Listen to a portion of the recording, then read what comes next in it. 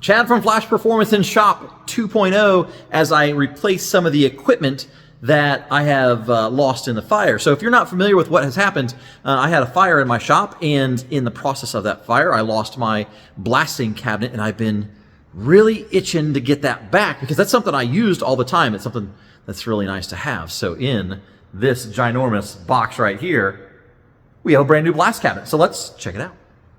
So a little story time. I love to go to as many shows as I can, tool and equipment shows. I'm a tool and equipment kind of junkie. And I went to the Performance Racing Industry Show, that's PRI in Indianapolis. And while I was walking through the aisles, they had these wet blasting machines. So it's like a sand blasting cabinet, but it uses a wet slurry to do so. And in the process, you can not only blast up, but you can almost, if you use the right material, you can actually improve the quality of the surface area with these wet blasting cabinets, because you can use like a glass bead or other different types of materials. And that is exactly what I got. Now, when I was going to this PRI show and talking to these guys, the cabinets were amazing, but they were big and they were crazy expensive. I mean, it's amazing how much money you can get into one of these wet blasting cabinets. They were talking $12,000 to $15,000, and that was at show special to buy some of these blast cabinets, and that's just not my budget.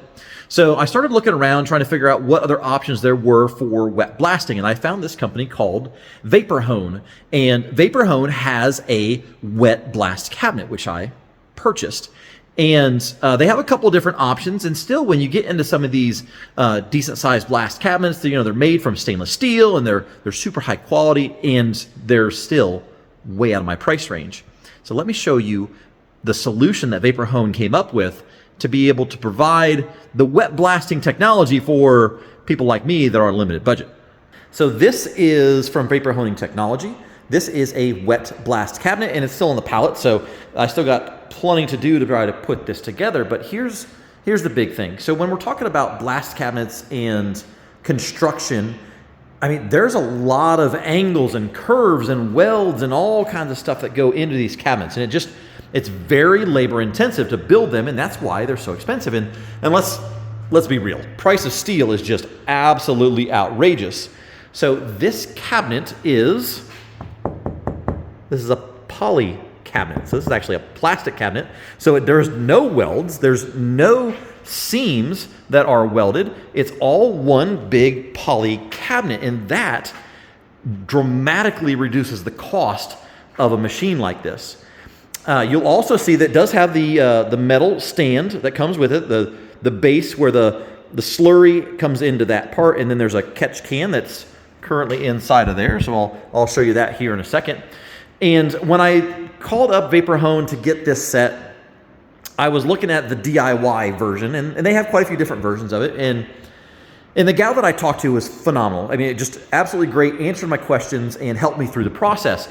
And they had a promotion going on this machine right here, and you got some free upgrades. The free upgrades were a wiper. So there's a wiper blade there. You can see that there's a shooter that sprays water on the window to keep it nice and clean, which you can't do in a normal blast cabinet. But also there is the recycler, which is inside there, and I don't know what to call it, and I'll research that and tell you better. But that goes beside the machine and recycles that slurry and separates the water, and all kinds of coolness going on. So I'm going to get this thing put together, and let's see how it's all set up.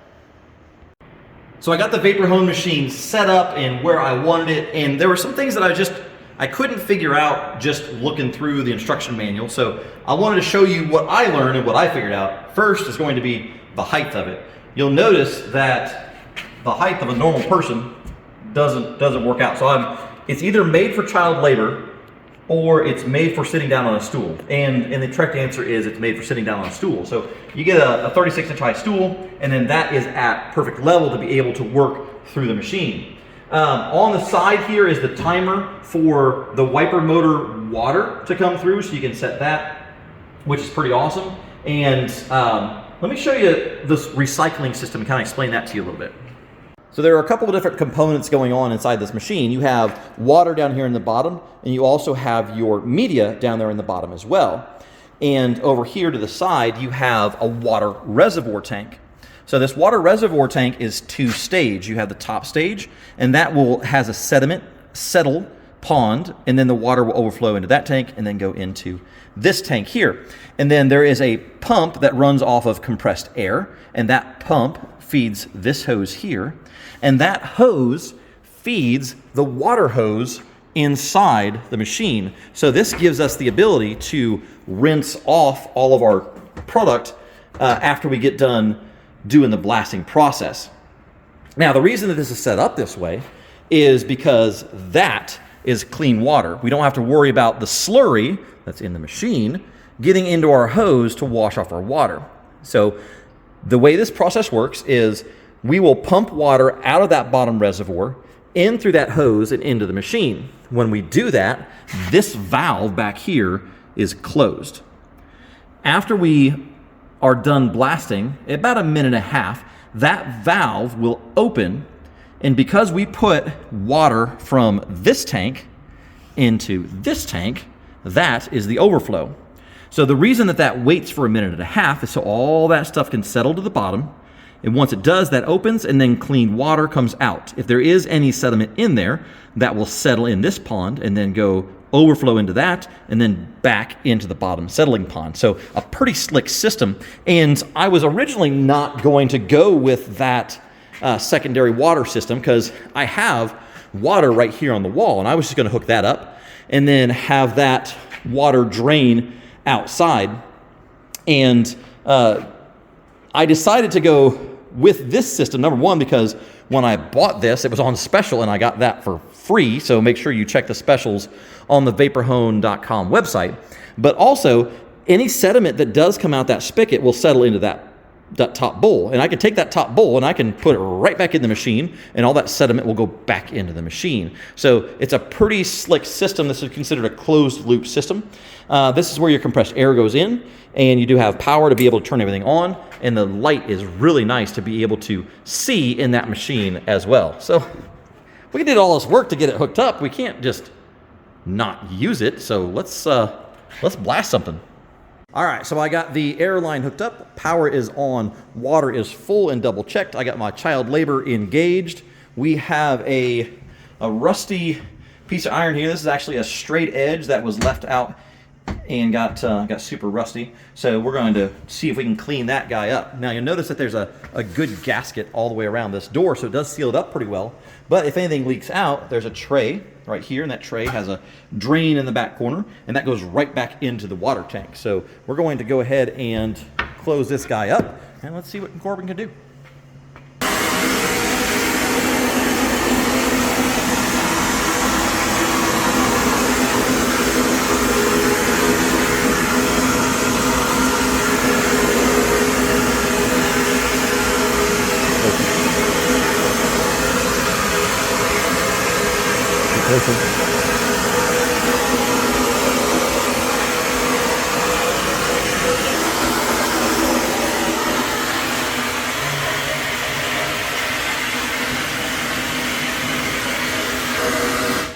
All right, so let's see how well he did. Now you notice that he wasn't super close to that part, and that's okay. It wasn't that bad as far as the rust goes, but if you have super rusty stuff, you have to get a little bit closer. All right, so we can open up the side here. We got the water hose. We can wash it off. We can wash out the inside and kind of see where we're at with that product.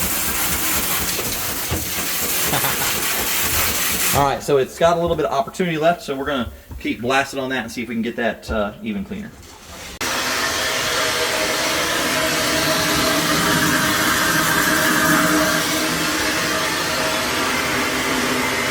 So there is me part. It's got just a little bits of pitting on it, but that'll shine up really nice. So looks good as new. I got the tank all cleaned out. Just kind of hose it down with all that fresh water, and there went the drain valve.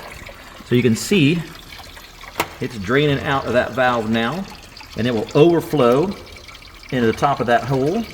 You can see that it's got just a little bit of floating sediment in there, so that sediment will go into the bottom and kind of settle out in that top settling pond, and then that overflows into this bottom one here, and then settles out again before it gets over to the pump.